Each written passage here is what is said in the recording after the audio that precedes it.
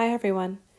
So this is chapter 2 and it's a really long chapter, so I'm going to split this up into I think 4 different videos. So we're going to be looking at how to display categorical data versus quantitative data. And then we're also going to talk about describing the distribution of quantitative data. So we'll be looking at the shape of a distribution and then the measurements for center and spread of a distribution. So I'm going to start off by just looking at another sample of a data set. So this is actually a pretty big data set. I think it's got about 1,200 cases in it. But here are 30, and I wanted to give a snapshot of this so we could just kind of look at the different types of variables as we start. So this is taken from fueleconomy.gov, and it's for vehicles made in 2018.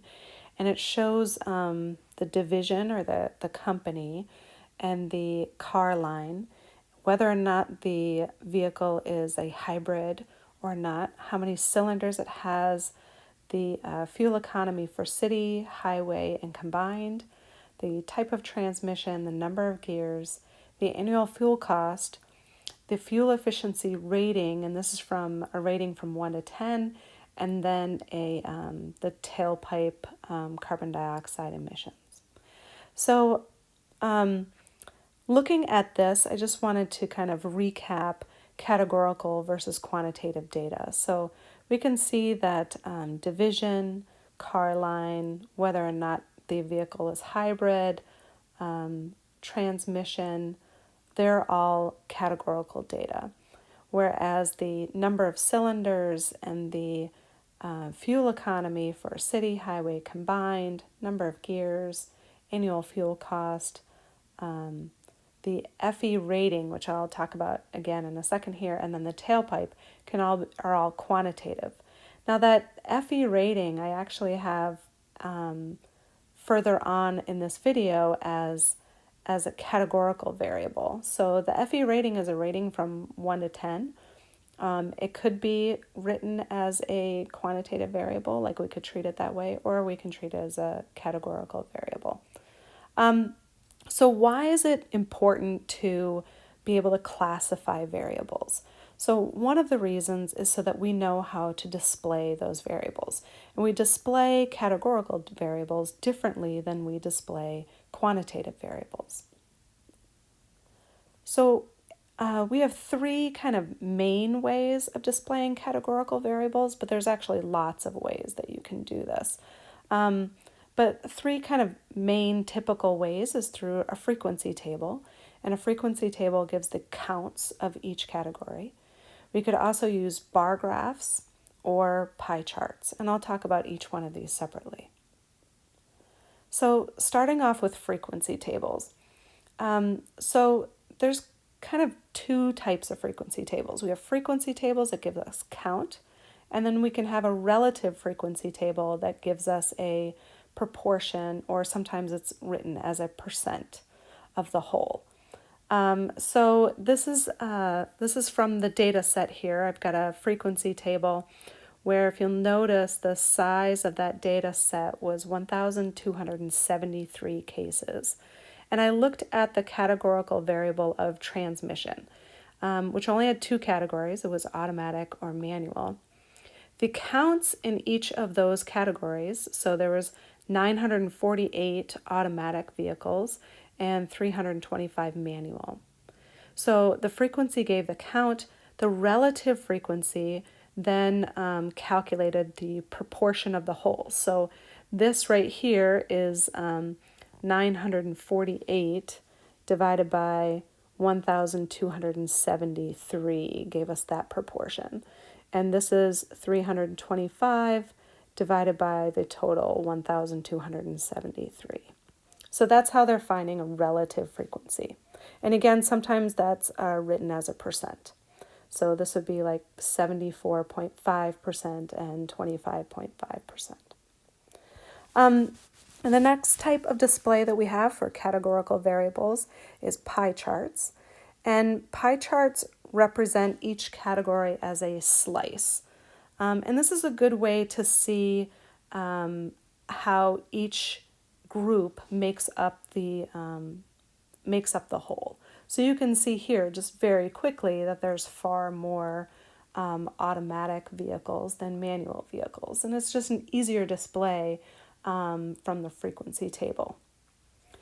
But really, our main type of display for a categorical variable is bar graphs.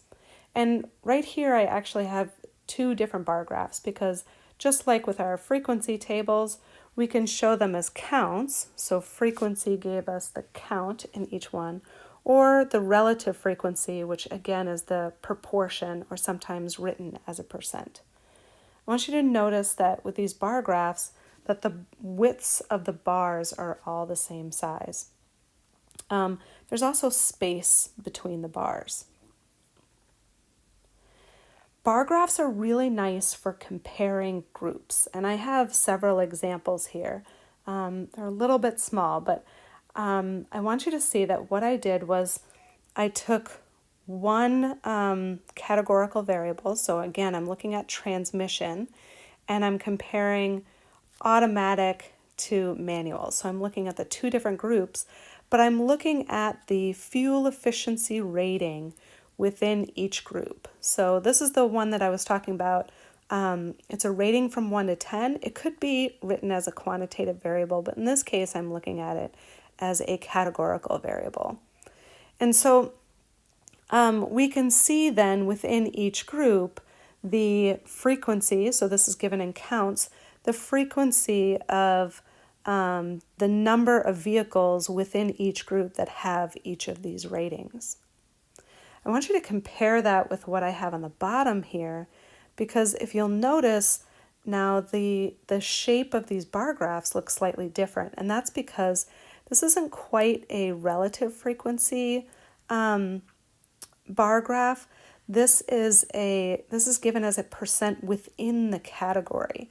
So this is a little bit of a nicer way to compare two groups, because now I'm looking at the percent within the category of automatic vehicles and comparing that to the percent within the manual vehicles. So looking at a fuel efficiency rating of 5, we can see that for automatic vehicles, about 27% of automatic vehicles have a fuel efficiency of 5, whereas about 29% of manual vehicles have a fuel efficiency of 5. Another way that we can look at bar graphs are through a stacked bar graph, which is what we have here. And I also displayed this one as a percent. So make sure you're reading this little word up here, because it's telling you what the values on that vertical axis mean. So this percent was kind of corresponds to this graph here. We're still looking at it within a whole. So I wanted to do just two quick examples here. So for this first example, it's going to give us 4 scenarios, and we're going to decide whether or not it would be appropriate to use a pie or a bar graph. So remember that we can use a pie or a bar graph when we're talking about categorical variables. So for A, it says the annual income for 20 employees. Well, income would be a quantitative variable, so that's not appropriate. Where for part B, it says the favorite baseball team for 30 students. Well, a favorite baseball team is definitely a categorical variable, so this would be appropriate. So we're going to star part B here. For C, it says the number of pages in 15 textbooks. Number of pages, that's going to be a quantitative variable. So again, pie or bar graphs are not appropriate. But D, country of origin for 25 immigrants. So country of origin is a categorical variable, and therefore a pie graph or a bar graph would be appropriate. In the next example, it says that in a survey of 1,500 millennials ages 18 to 34, Business Insider asked which services were used to consume video content. Discuss the data below and describe an appropriate display. So we can see that of these 1,500 millennials, 81% use YouTube, 79% Netflix, 37% Hulu, and so on.